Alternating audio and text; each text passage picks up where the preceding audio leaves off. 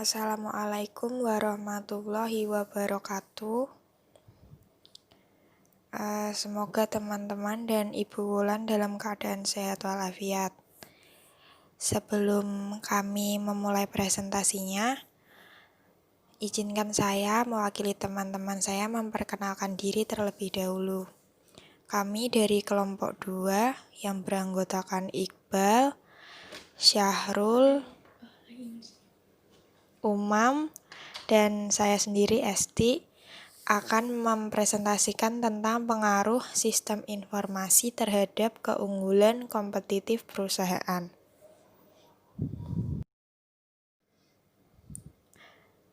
Tujuan presentasi kami kali ini yaitu untuk menjelaskan tentang pengaruh sistem informasi terhadap keunggulan kompetitif perusahaan.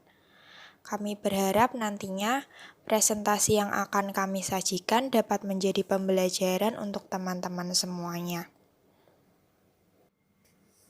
Pertama-tama saya akan membahas tentang poin apa saja yang akan kita bahas di presentasi kali ini.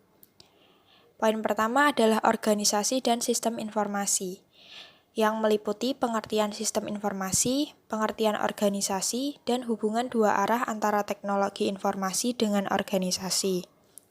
Kemudian poin yang kedua, dampak sistem informasi bagi organisasi dan perusahaan bisnis, yang meliputi dampak ekonomi, dampak bagi struktur dan perilaku organisasi, serta implikasi dari perancangan dan pemahaman tentang sistem informasi.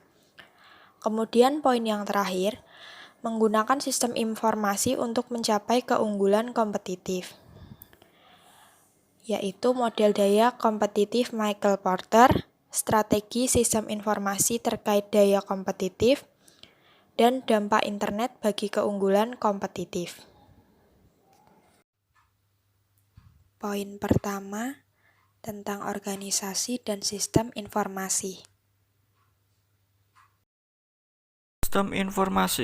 Sistem informasi merupakan serangkaian komponen yang saling berhubungan yang mengumpulkan, memproses, menyimpan, dan mendistribusikan informasi untuk mendukung pengambilan keputusan dan pengawasan di dalam sebuah organisasi. Di samping untuk mendukung pengambilan keputusan, koordinasi, dan pengawasan, sistem informasi berisi informasi penting mengenai orang, tempat, dan hal-hal yang berkaitan dengan organisasi terkait atau lingkungan di sekitarnya. Ada 3 kegiatan dalam sistem informasi yang diperlukan perusahaan dalam pengambilan keputusan: pengawasan kegiatan operasional, analisis permasalahan, dan menciptakan produk atau jasa baru. 3 kegiatan tersebut adalah: 1. Input. Kegiatan mengumpulkan data dari dalam ataupun luar organisasi. 2. Pemrosesan. Kegiatan mengubah data mentah tersebut ke dalam bentuk yang memiliki arti. 3. Output. Kegiatan menyalurkan informasi yang telah diproses kepada pihak yang berkepentingan atau kepada kegiatan-kegiatan yang diperlukan. Organisasi adalah struktur formal yang stabil yang mengambil sumber daya dari lingkungan dan memprosesnya untuk menciptakan output. Organisasi biasanya juga mempunyai lingkungan, budaya, dan politiknya sendiri. Sistem informasi dan organisasi memengaruhi satu sama lain. Sistem informasi dibangun oleh manajer untuk melayani kepentingan perusahaan. Hubungan dua arah antara teknologi informasi dengan organisasi. Faktor penengah dalam hubungan dua arah antara organisasi dan teknologi informasi, yaitu 1. Lingkungan organisasi, 2. Budaya organisasi, 3. Struktur organisasi, 4. Proses bisnis, 5. Politik organisasi, 6. Keputusan manajemen. Teknologi informasi mengubah kebutuhan modal yang besar menjadi relatif lebih kecil. Dengan adanya penggunaan teknologi informasi, karena dengan mekanisasi maupun penerapan teknologi informasi dapat menggantikan peranan manusia dalam operasional suatu organisasi sehingga organisasi mampu menghemat suatu anggaran organisasi. Poin kedua, tentang dampak sistem informasi bagi organisasi dan perusahaan bisnis. Dampak ekonomi. Teknologi sistem informasi sebenarnya ditolak oleh sejumlah manajer media dan pekerja data karena teknologi informasi menggantikan pekerjaannya. Namun, teknologi informasi juga membantu perusahaan memperkecil ukuran karena ia mampu mereduksi biaya.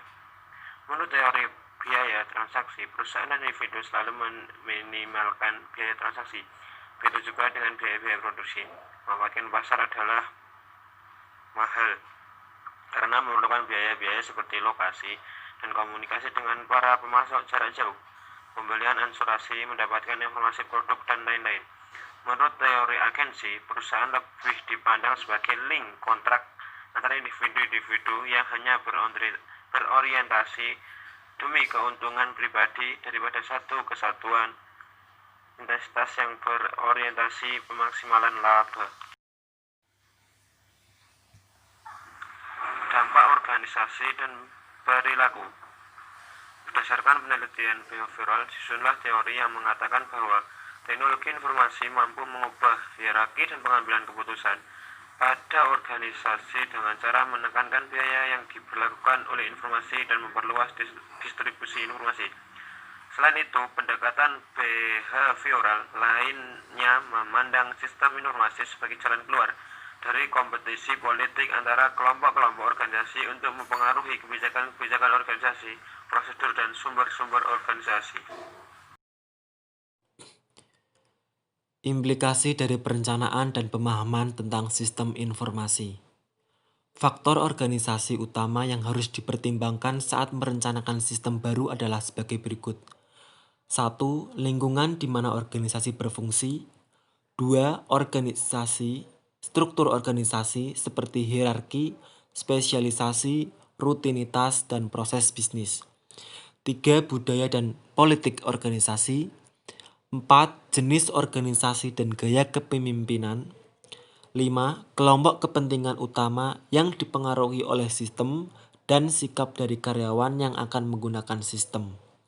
6. Jenis tugas, keputusan, dan proses bisnis di mana sistem informasi dirancang untuk membantunya. Dan poin yang terakhir, yaitu menggunakan sistem informasi untuk mencapai keunggulan kompetitif. Model daya kompetitif Michael Porter. Michael Porter memperkenalkan 5 hal yang mendasari suatu perusahaan memiliki keunggulan kompetitif atau competitive force model, yaitu sebagai berikut. 1. Pesaing tradisional, yaitu para pemain lama dalam persaingan produk dan jasa. Pesaing tradisional mencoba untuk memperoleh pangsa pasar yang lebih luas dengan terus meningkatkan pelayanan dan kualitas produk dan jasa. Pesaing tradisional sering menggunakan cara-cara baru untuk menarik pelanggan. 2. Pemain baru di pasar, yaitu perusahaan-perusahaan baru yang mencoba untuk berkiprah untuk berproduksi barang yang sama dengan perusahaan lama. Tentu pemain baru agak sulit untuk memasuki pasar, karena pemain baru membutuhkan modal yang begitu besar untuk memulai bisnis pada industri-industri yang memiliki teknologi informasi yang tinggi. Selain itu, faktor belum terkenal produk yang dimiliki membuat pemain baru susah untuk mencapai keunggulan kompetitif. 3. Produk dan jasa pengganti, yaitu pada saat sekarang ini, setiap produk dan jasa memiliki barang substitusi sehingga masyarakat atau konsumen dengan sangat mudah beralih ke produk substitusi jika harga barang produk terlalu tinggi. Sehingga perusahaan harus memikirkan langkah-langkah yang strategis untuk menjaga kesetiaan pelanggan terhadap produk. Namun kehadiran produk dan jasa substitusi memberikan dampak terhadap penentuan harga produk karena banyaknya persaingan dan barang substitusi. 4. Pelanggan, yaitu adanya kekuatan penawaran pembeli dalam menentukan harga. Sehingga perusahaan harus menjaga agar pelanggan tetap setia terhadap produk dan tidak beralih ke produk pesaing. Bargaining power yang dimiliki oleh pembeli memiliki dampak yang besar terhadap harga yang ditawarkan oleh perusahaan, sehingga Diferensiasi produk merupakan salah satu jalan keluar untuk menjaga pelanggan agar tidak beralih ke produk yang lain. Yang terakhir 5, pemasok, yaitu kekuatan penawaran yang dilakukan oleh pemasok sehingga perusahaan tidak mendapatkan laba yang optimal. Pemasok memainkan peranan penting di mana pemasok bisa saja beralih ke perusahaan lain jika kekuatan penawaran pemasok tidak mampu dipenuhi oleh perusahaan. Setiap perusahaan atau organisasi seharusnya mempunyai strategi untuk mencapai keunggulan perusahaan. Diharapkan perusahaan tersebut dapat mencapai tujuannya dan mendapatkan keuntungan yang sebesar-besarnya. Berikut ini beberapa strategi sistem informasi terkait daya kompetitif. Yang pertama, menggunakan sistem informasi untuk membuat produk dan jasa pada harga yang lebih rendah dari pesaing. Kemudian, menggunakan sistem informasi untuk membedakan produk dan mengadakan produk dan jasa baru. Kemudian, fokus pada peluang pasar. Dengan menggunakan sistem informasi ini, kita dapat menggali informasi target market. Kemudian, yang terakhir, kedekatan terhadap pelanggan dan pemasok. Mengembangkan hubungan yang kuat dan kesetiaan pelanggan dan pemasok menggunakan sistem informasi akan lebih efisien. Dampak internet bagi keunggulan kompetitif yaitu dapat memperketat persaingan di antara perusahaan. Karena teknologi internet dapat dengan mudah diakses oleh siapapun dan dimanapun. Kemudian dampak positifnya, para perusahaan dapat meningkatkan penjualan dengan memperluas pasar dan dapat meningkatkan kekuatan menawar dari pelanggan yang dapat dengan cepat menemukan penyedia berbiaya terendah pada web. Sekian presentasi dari kami. Terima kasih atas perhatiannya dan kami meminta maaf apabila selama presentasi ada kesalahan. Selanjutnya kami akan adakan sesi diskusi. Bagi teman-teman yang ingin bertanya, silahkan. Dan sekali lagi, terima kasih.